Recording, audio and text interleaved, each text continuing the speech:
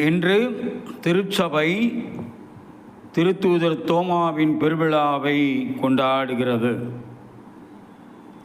இன்றைய பதிலுரை பாடல் திருப்பாடல் 117 1 மற்றும் 2.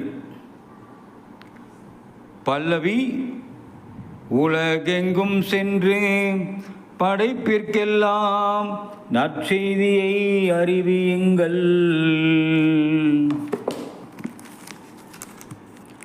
பிற இனத்தாரே, நீங்கள் அனைவரும் ஆண்டவரை போற்றுங்கள். மக்களினத்தாரே, நீங்கள் அனைவரும் அவரை புகழுங்கள். பல்லவி: உலகெங்கும் சென்று படைப்பிற்கெல்லாம் நற்செய்தியை அறிவியுங்கள். ஏனெனில் ஆண்டவர் நமக்கு காட்டும் மாறாத அன்பு மிக பெரியது. அவரது உண்மை என்றென்றும் நிலைத்துள்ளது. அல்லேலூயா.